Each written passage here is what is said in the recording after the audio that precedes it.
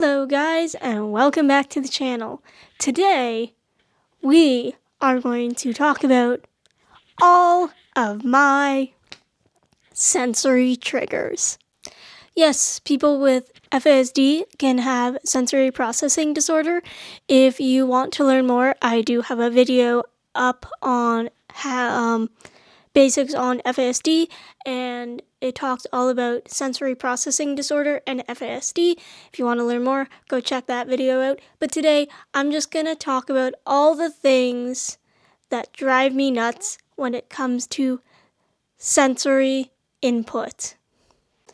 One of the first telltale signs that I had sensory issues when I was really little, really little, like I was a year old, was my mom loved to do finger painting with me and my sister out in the backyard in the summertime.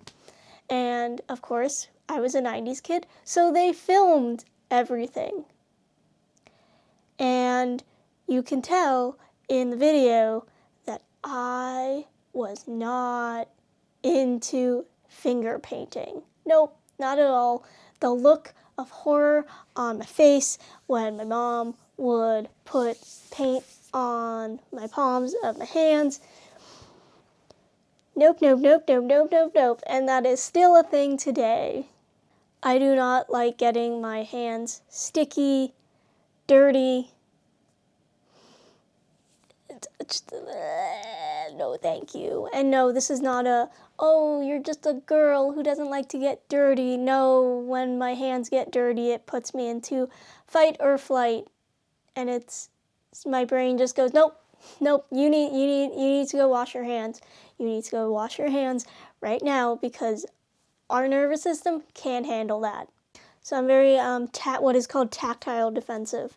So no. That also means that I really can't stand even nail polish on my nails.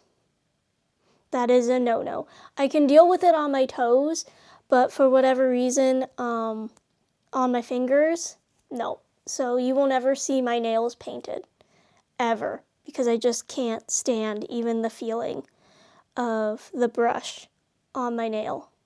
And also, I really don't like the smell of nail polish, and we'll talk about sensory smells and triggers in a bit.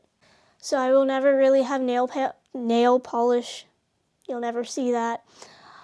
You'll also never see me have acrylic nails. Oh, I think acrylic nails look so pretty, and I want them so bad. But yet again, I can't stand things touching my nails. Tape? Bandages? Nope. So I'm always jealous of the girls who can wear the pretty long acrylic nails. I'm like, I want to sound all clicky. Why can't I sound clicky and pretty? And no, that's not happening, sadly. So it goes with, I'm not a big fan of cutting my nails either. I really don't like the feeling. Toenails, I'll do it because you have to, because it can't get too long, but it's not my favorite task. Cutting my toenails and my fingernails are not my favorite thing to do, because I also don't like the feeling when they're too short, and I also don't like the feeling of them being too long. I just can never be happy. The next up is I have a very sensitive nose, to the point where this is how sensitive it is. In my elementary school, we lived really close to my elementary school, so my mom would just pick us up from school for lunch. So she would make lunch before she picked us up. So it was always a fun game that I would get in the car, and I didn't even really need to sniff hard, but I could tell what we were having for lunch by the smells on her clothing. I can smell when she cuts cucumber. I can smell cucumber a mile away, and cucumber doesn't have a strong smell, but I can smell it on her, and usually when I smelled cucumber, I knew we were having one of my favorite meals, which was lentil salad, which I still make today. But yes, that's how sensitive my nose is. I can smell the faint scent of cucumber. And if I can smell this small scent of cucumber. You bet I can smell so many other things. So I have an issue with perfumes. They're too strong for me. They will never smell good to me. I can smell all perfumes have a very specific smell that I can't stand. And I think I can smell I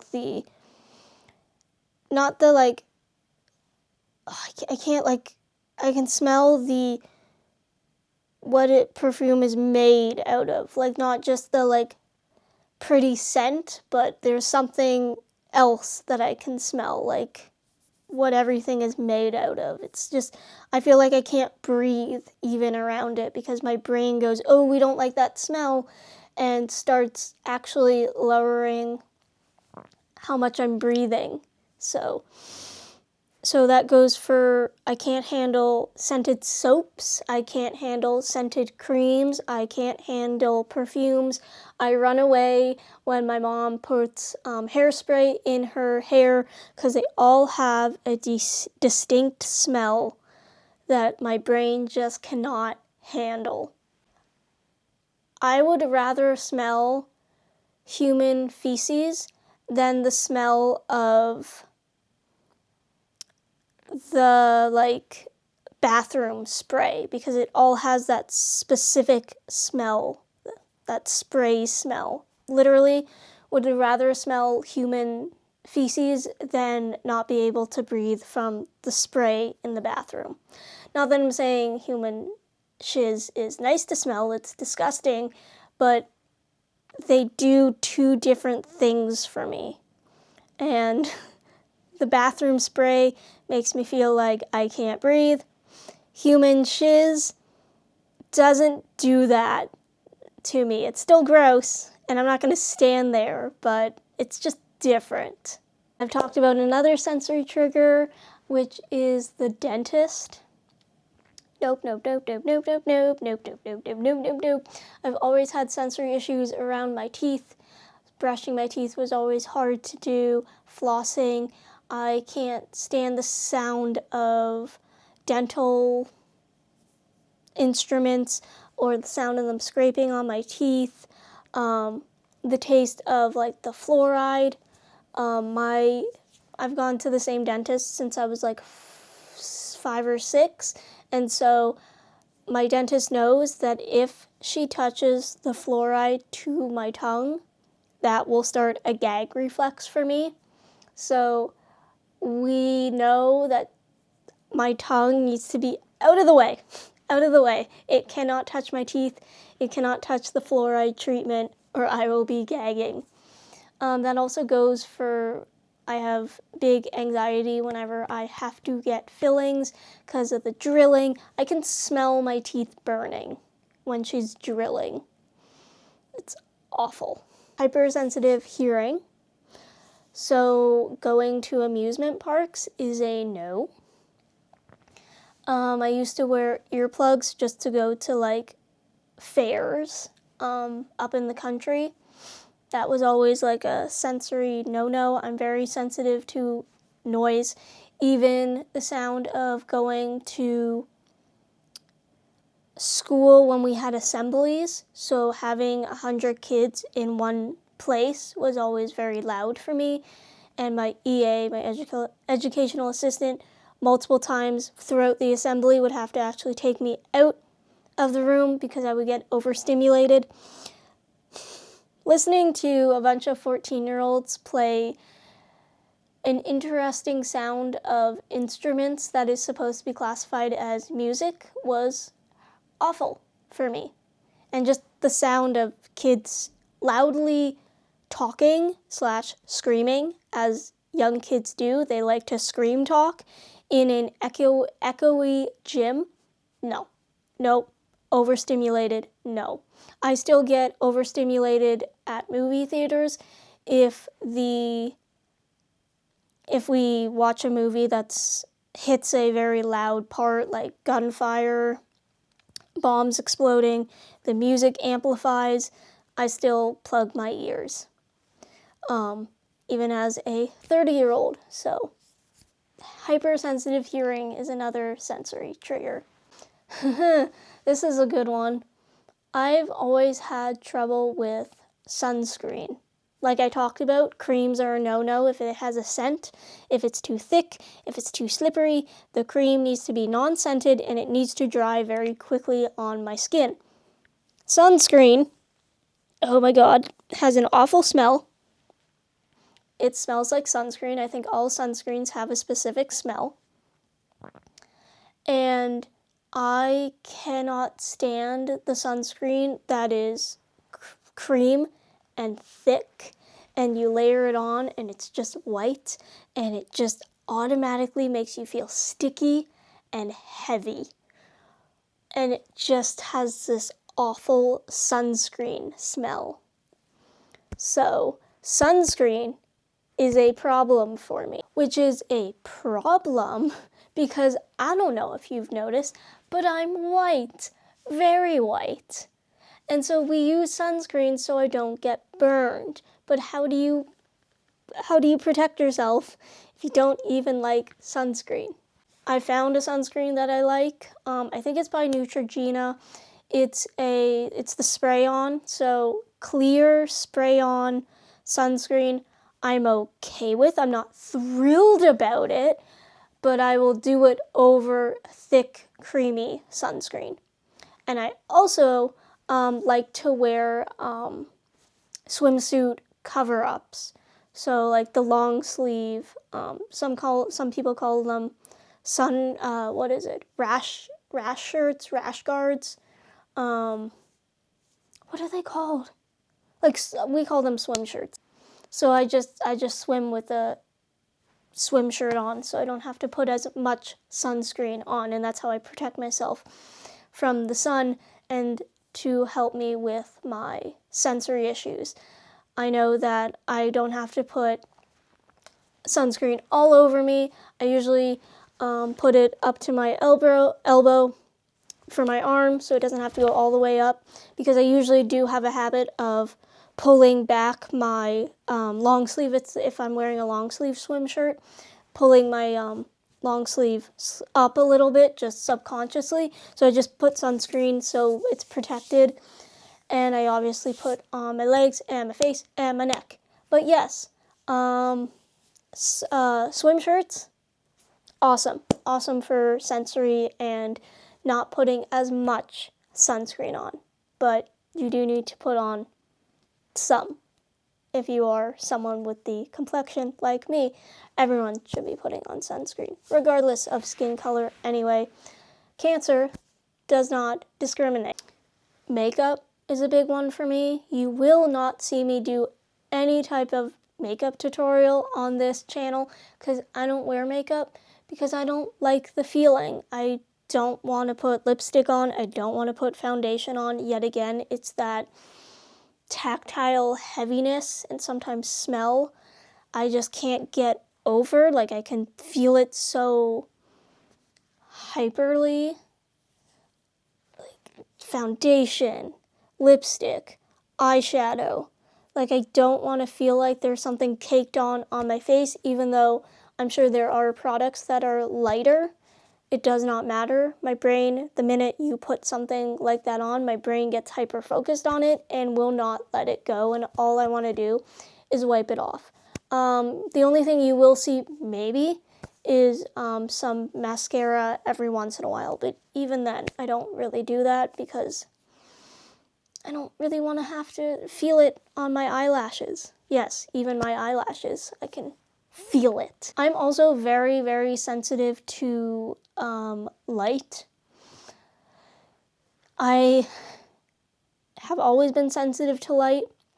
When I go from inside to outside, it can be like I can't see. That's how bad my light sensitivity is. Sometimes I have to grab my mom or loop my hand around her purse just to walk across the parking lot, because sometimes it's just my eyes have not adjusted yet, so I don't get hit by a car because I can't really see. It's like a weird shadowiness that I see when my eyes haven't adjusted to light. So you can imagine my eyes being dilated at the eye doctor is almost torturous. It's awful, to the point where, because I'm so sensitive to it, sometimes my eye doctor won't do it because it's just that uncomfortable. And for whatever reason, Jesse and I don't metabolize the eye drops that make your eyes dilated. Like, we can still be affected by that medication until the next day, where our eyes are still dilated. It takes a long time for our body, for whatever reason, to metabolize that, which is weird because I metabolize some medications very quickly. Lidocaine, maybe 20 minutes, and then I start feeling stuff again, which makes the dentist very, very tricky. Right now, my hair has been a sensory trigger for me because it's getting too long, and it keeps getting caught when I, like, sit up, or it's getting too long. So if you see a lot of my videos lately with my hair up in a bun, it's just because my hair is driving me nuts. I can't have my hair down a lot of the time because it just gets in my way. So my hair, the thing that grows on your head, yeah, that drives me nuts. So I always have to put it up, especially when I'm eating, because I just can't control it. And then I start eating my hair with my food. I'm like, no. So my hair, my own hair that I want to be long, apparently it just drives me nuts. For a long time, because I'm hypersensitive, I'm also hypersensitive to taste. I'm very good at figuring out what's in food by smell and taste. Because I'm so hypersensitive to taste and food, I really struggled as a kid with, like, spicy food. My parents love to experiment and eat a variety of cuisines. I have finally, at 30 years old, have been more interested in eating more spicier foods. Like, I've been enjoying some spicy sushi with, like, I've been, like, properly being like, oh, I want some spicy tuna, or I want some spicy mayo with my salmon. So I've been now actively searching for spice, which is a big one for me, because when I was younger, I used to avoid it to the point where I wouldn't eat pepperoni pizza because the pepperoni was too spicy for me when I was a kid, but now I can eat it and it's fine. My other sensory things that I do pertaining to food is I don't like super, super cold things, and I don't like super, super hot things. I'm not a big soup person, and I'm not a big ice cream eater, because they're both extremes that I have a hard time eating. But I will happily eat my leftovers from fridge temperature, so I won't even nuke it in the microwave. I love leftovers that are from the fridge because they're not hot and they're not cold. They're just like this perfect temperature from the fridge. Mom thought I was being lazy when I was in high school because we had to bring a lunch every day. And so the microwaves in the high school were disgusting because high school students don't want to clean after themselves. So I started eating my food not microwave, because my mom always told me to microwave my food because that's just what you did. Turns out, I personally like my food not microwaved. So when I would tell my mom, like, my mom would be like, why aren't you nuking your food at school? Or why won't you nuke it at home and it will be nice and warm? And I'm like, I like my food room temperature. I like my food not nuked in the microwave. So at first, she thought I was just being lazy, but then she realized I actually do enjoy it because I wasn't nuking my food even at home, which is very easy to do. I just like Chinese food from the freezer, noodles and chicken. Oh, so good cold. I love cold noodles, nice fridge noodles. I also love fridge pizza. Just get your pizza from the fridge, don't even nuke it, eat it cold, so lovely. But yet again, I can't have food super, super cold, like from the freezer, and I can't have food super, super hot I have a really hard time eating soups because they're just too hot for me. Those are my weird sensory triggers. They don't have to make sense. They just are what they are. So that is some of my sensory triggers. Comment down below if you relate to any of them, or if you want to tell me some of your sensory triggers. I know you have some. Everyone does.